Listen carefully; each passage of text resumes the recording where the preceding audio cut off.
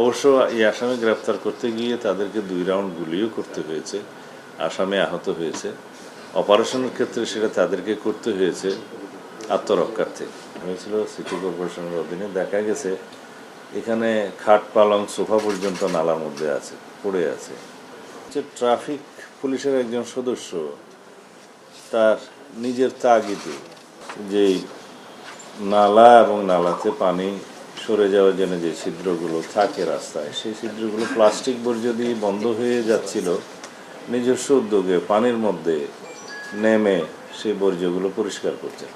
এই ঘটনাটি মাননীয় প্রধানমন্ত্রী আমার দৃষ্টিগোচরে আনেন। আমি এটা তাৎক্ষণিকভাবে পুলিশের আইজিপিকে এই ভিডিওটা সামাজিক মাধ্যমে যেটা পাওয়া গেছে সেটা পাঠিয়েছি। তখনই ইনস্ট্রাকশন দিয়েছি যে এই জাতীয় কর্ম যারা করবেন নিজস্ব উদ্যোগে, নিজের তাগিদে, তাদেরকে আমরা পুরস্কৃত করব। এটা উদ্দেশ্য। সেই উদ্দেশ্য হচ্ছে সবাই যেন আমরা এই কাজ অনুপ্রাণিত হই। পুলিশ সদস্য হোক, সমাজের যে কোনো শ্রেণীর মানুষ হোক, শ্রেণী পেশার মানুষ হোক, তারা যেন একজন নাগরিক হিসেবে সেই দায়িত্বটা পালন করে এবং প্লাস্টিক বর্জ্যটা আমরা যেন যেখানে সেখানে না ফেলি। আজকে বাংলাদেশের বিশেষ করে ঢাকা মহানগরের যেটা দৃষ্টি আকর্ষিত হয়েছে সবার, 1 ঘন্টা বৃষ্টি হলেই ঢাকার রাস্তাঘাট ডুবে যাচ্ছে, হাঁটু পরিমাণ পানি জমা হয়ে যাচ্ছে। তার কারণ হচ্ছে পানি সরে যাওয়ার যে ব্যবস্থা, ড্রেনেজ সিস্টেম, সিওয়ারেজ সিস্টেম, সবগুলো প্লাস্টিক বর্জ্য দিয়ে বন্ধ হয়ে গেছে অনেকটা। আর কঠিন বর্জ্য যেখানে সেখানে আমরা ফেলছি। একবার নালা নর্দমা পরিষ্কার করার উদ্যোগ নেওয়া হয়েছিল সিটি কর্পোরেশনের অধীনে। দেখা গেছে এখানে খাট পালং সোফা পর্যন্ত নালার মধ্যে আছে, পড়ে আছে।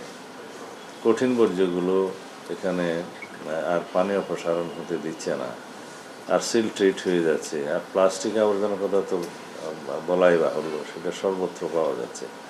আমরা যদি নিজেরা এই বর্জ্যগুলো পরিষ্কার করি, পারতপক্ষে ব্যবহার না করি, কম করি এবং যত্রতত্র না ফেলি, তাহলে আমরা আমাদের পরিবেশটা ঠিক রাখতে পারবো এবং জলাবদ্ধতা আর হবে না। সেই জন্য তাকে আমরা পুরস্কৃত করেছি। তার নাম মোহাম্মদ কামরুজ্জামান। বাকি 2টা ঘটনা, 3টা ঘটনার মধ্যে এটা 4টার মধ্যে একটা, এটা অবশ্য অন্য নেচারের। বাকি 3টা হলো যে অপরাধ দমন। তার মধ্যে খুব সম্প্রতি যেটা আদাবরে চাঞ্চল্য সৃষ্টি করেছে যে বিকাশের একটা দোকানে চাপাতি দিয়ে কুপিয়ে 1 লক্ষ টাকা ছিনতাই করে নিয়ে যায়। তো বরাবরের মতোই আমরা সমস্ত ঘটনা 12 ঘন্টার মধ্যে এগুলো আসামি গ্রেপ্তার, আরও কম সময়ের মধ্যে আসামি গ্রেপ্তারের আমরা নজির রেখেছি এর মধ্যে। তো এই একই ঘটনাটা 4-5 ঘন্টার মধ্যে পুলিশ ওখানে আসামি শনাক্ত করতে সক্ষম হয়েছে। তাদেরকে গ্রেফতার করতে গেলে এই একই চাপাতি দিয়ে আমাদের 2 জন পুলিশ সদস্যকে, একজন ওসি আর একজন সাব ইন্সপেক্টর, আহত হয়েছে চাপাতির ক্ষেত্রে। অবশ্য এই আসামি গ্রেপ্তার করতে গিয়ে তাদেরকে 2 রাউন্ড গুলিও করতে হয়েছে, আসামি আহত হয়েছে। অপারেশনের ক্ষেত্রে সেটা তাদেরকে করতে হয়েছে আত্মরক্ষার্থে। 4 জন আসামিকে গ্রেফতার করেছে এবং এটা জীবনের ঝুঁকি নিয়ে এই কাজ করার জন্য তাদেরকে আমরা পুরস্কৃত করছি। অন্য ঘটনা আর একটা হচ্ছে আনোয়ারা। এটার ঘটনার তারিখ আমার এখানে লেখা আছে, আপনারা কাগজ পাবেন। এটা 13/6/2026 তারিখ, খুব বেশি দিনের ঘটনা নয়, সপ্তাহখানেক আগে। এখানে একটি সামান্য বিষয়, কিন্তু 2 জনকে জীবন দিতে হয়েছে, 2 জন মানুষকে তার জীবন দিতে হয়েছে একজন খুনির হাতে।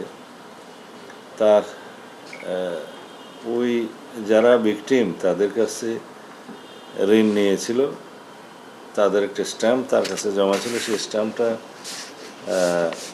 চেন্নাই মানে ডাকাতি করে নিয়ে আসবে অথবা চুরি করে নিয়ে আসবে সেই উদ্দেশ্যে যায় আসামি, এবং 2 জনকে, মা মেয়েকে হত্যা করেছে। এই ঘটনাও খুব তড়িৎ গতিতে উদ্ঘাটিত হয়েছে এবং আসামি গ্রেপ্তার হয়েছে। আর অন্য ঘটনা হচ্ছে আমার নিজের নির্বাচনী এলাকায় চকরিয়াতে। ওখানে একটা পুলিশ তদন্ত কেন্দ্র আছে, ইতিমধ্যে সেটা থানায় রূপান্তরিত হয়েছে। সেখানে সম্ভবত প্রবাসীর স্ত্রী কন্যা। তারা তাদের বাড়িতে এই আসামিগণ সংঘবদ্ধভাবে ডাকাতি করে এবং এক পর্যায়ে মা মেয়েকে ধর্ষণ করে। এটা প্রকাশিত হলে তাৎক্ষণিকভাবে থানা পুলিশ এই আসামিদেরকে গ্রেফতার করতে সক্ষম হয়।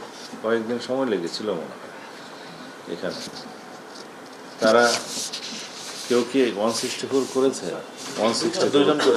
2জন 164 করেছে, স্বীকারোক্তিমূলক জবানবন্দি দিয়েছে। এটা অত্যন্ত তড়িৎ গতিতে এগুলো অ্যাড্রেস করা হয়েছে। এরকম জঘন্য ঘটনা সমাজে যাতে না হয় এবং যাতে অপরাধীরা এখান থেকে শিক্ষা পায়, সেই জন্য এই ঘটনাগুলো আপনাদের মাধ্যমে জনসমক্ষে মিডিয়াতে আরও বেশি করে প্রচার হওয়া উচিত এবং এই জাতীয় হেনিয়াস ক্রাইমের ক্ষেত্রে জীবনের ঝুঁকি নিয়ে যারা কর্তব্য সম্পাদন করছে, রাষ্ট্রীয় দায়িত্ব পালন করছে, সেই যারা সেই দায়িত্বটা পালন করছে তাদেরকে আমরা স্বীকৃতি দিতে চাই এবং এইভাবেই আমরা স্বীকৃতি দেব। তাদেরকে সনদ প্রদান করা হবে, আর্থিকভাবে পুরস্কৃত করা হবে এবং পদকও ক্ষেত্র বিশেষে প্রদান করা হবে।